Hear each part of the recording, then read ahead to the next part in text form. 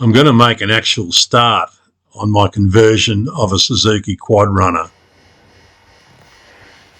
This is what I'm starting with for my EV conversion. You can see there's no cylinder head on it. Airbox and carby was always missing. There's no throttle on the handlebars. Not worried about wiring loom. Front suspension's in place. Tyres are probably part serviceable.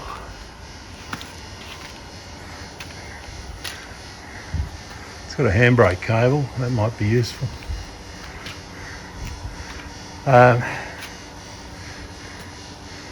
So it hasn't been cleaned except for the the left-hand side transmission cover, which I did a video on cleaning it up. There's a whole lot of stuff can come off, air boxes and snorkels and fuel tank and storage and muffler. So, and all that stuff stripped away, it's pretty much a bare chassis and a transmission and some wheels, which I think the half shafts are okay. You can see the half shaft down in there. It's still black, not all rusty. It had a boot on it when I got it. So that's the starting point. Interesting, the spanner in the back there, it looks like two ratchet spanners welded together. Anyway, so I'm going to string it up under my hoist. I've just taken my green one down. The green one didn't look much better than this when I first bought it alongside the blue one. Oh, this was a blue one. So I'm going to string it up under the hoist there and start stripping it down. Well, I'm in the process of stripping this bike down. I'm going to be pulling that snorkel out once I've removed some of these cables. The cables are pretty filthy and the brackets are pretty filthy, rusted and messed up. All of those, I'm going to retain those even with the electric. The electric motor is planned to go on here. The transmission, which is a big chunk of metal, obviously, heavy, probably some would say unnecessary, but I think it'll give me the ability to select a ratio for the conditions that suit the motor. These controls up here, I'm in the process. I'm going to remove all of the control cables and the brackets here in the next step and dismantle these brackets so that they're easy to polish up later. But I thought this shot sort of gave you an indication of how filthy this transmission box is at the moment, and I'm intending to clean all that up and ultimately remove it. So the motor itself, the transmission case, I'm going to completely dismantle, wash it out, split the two halves of the crankcase so that I can get to the crankshaft and remove the broken conrod. Yeah, it's interesting that's not even wanting to turn now.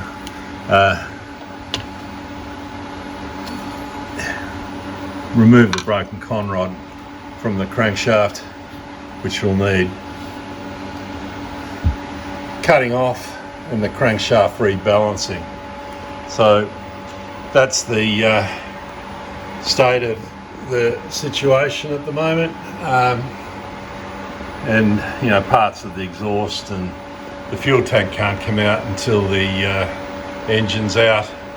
You know, things like fuel pump, there's a whole lot of stuff just not required. I'm not sure that the pneumatic fan will be required later. It's sort of in the wrong spot to be cooling a motor over here. So I can't see any particular value in having a pneumatic fan. It's probably where the battery will end up sitting. So anyway, I'll get started on it today. It's a widely held belief that you can't remove the petrol tank without removing the engine. Well, I've just discovered that you can remove the petrol tank if the top end has been removed from the engine. And then I heard some rattles inside the petrol tank, and there was some like oily stones in the bottom. So I upended it onto the floor, and also inside the petrol tank was an ignition key that this bike had an ignition box on it with no key. That's probably the key for it. I don't know whether the ignition switch itself was damaged, but that's where it's been living for some time, inside the fuel tank. Now, obviously a lot of gear's been stripped off here, including the wiring loom, the footrest,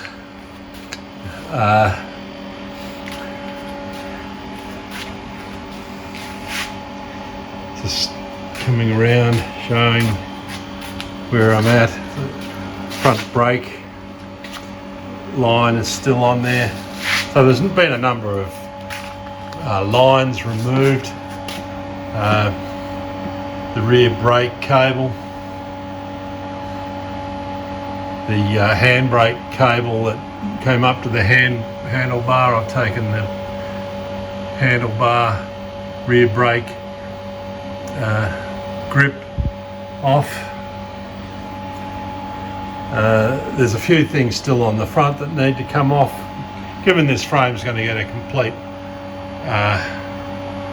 strip and paint, everything's got to come off, but meantime I'm trying to keep things relatively organised. Next thing I'm going to do is remove that rear brake drum. Before that, I'm going to go inside and find the ignition switch that was on this bike to see whether this fits it.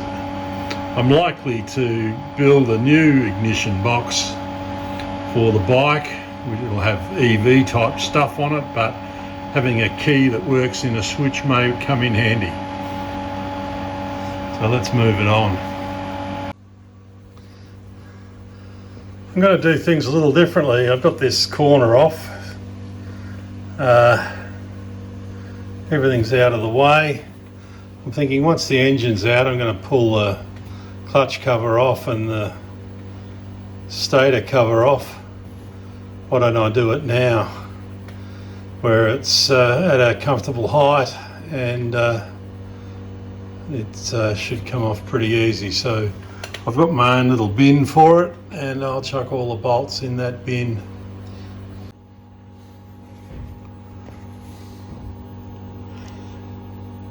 That's the clutch cover side dismantled, oil pumps off, both clutches out. The mechanism for ratcheting the barrel on the gear changes is out. Had a bit of a wipe around inside the case there to mop up some of the black oil. Wasn't too bad or gritty or anything, so that's not such a bad thing.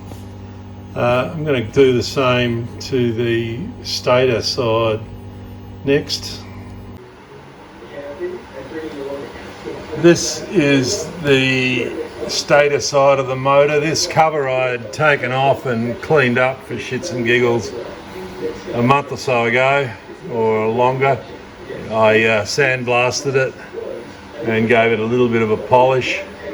You can see the dirt on top of the motor started to spread over it. I'm going to remove that and everything that I can take off from this side of the motor before I swing the motor out of the frame, just to lighten the weight a little bit. I've got the Australian Grand Prix coverage starting shortly, the first practice on the Friday. So that's, if you hear the TV in the background, that's what that is.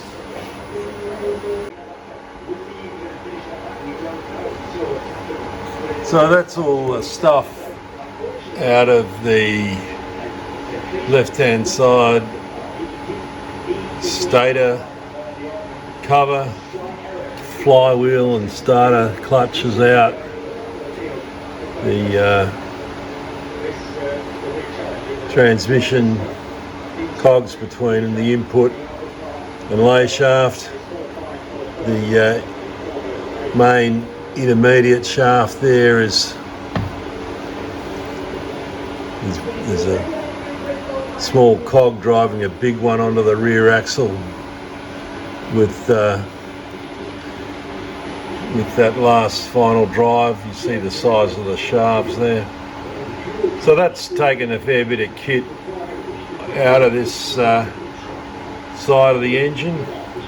It'll be significantly lighter, and that was the aim. So next step is to swing the remains of that transmission out of the frame, which should be significantly easier.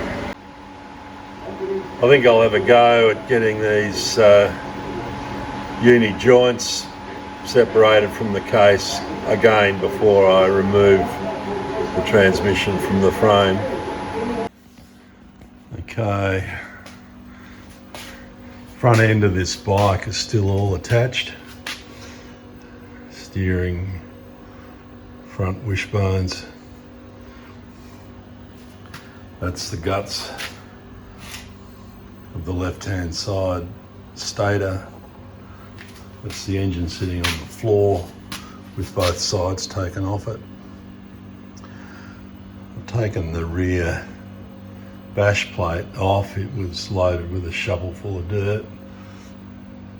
The middle one, I must have cleaned it at some stage because it was fairly clear. The plan this morning is to strip everything off this front end and get back to a completely bare frame. So the front corners are off this. All that's left is a steering column. There's some split pins on these bolts under here, which are often missed. It's easy to get to now that everything's out of the way. And a big nut on the bottom of the steering column. I think it's easier to get these ball joints out when the steering column comes up. So I'm going to undo these bolts and pull the steering column out next. Well, that's the frame, completely stripped of everything. It's now had a little bit of a wire brush and a coat of acid to try and neutralise some of the rust spots. That's been fairly effective. Rust in this area, I think, to a large extent, has been neutralised. Still wet on the paintwork at the moment. That's where you see a little bit of a gloss happening. I did this outside. I've just dragged it in. So that's what it's looking like. The worst rust areas were around these rear mounts. Yeah, lighting's not great, is it? But It's not looking bad. There doesn't seem to be any major damage. I've got a screw to remove from that tab there, from the floor pan, and I've got a screw to remove from the other side up here where the state of the bumper goes, and I've got to repair the two bumper. That one's a screw that's sheared off, and this one's a nut that's torn out of the frame completely. Anyway, they're minor things that I can fix. Well, that was just an unedited, simple progress report. So there's a lot more to come. Get out to your shed and have some fun.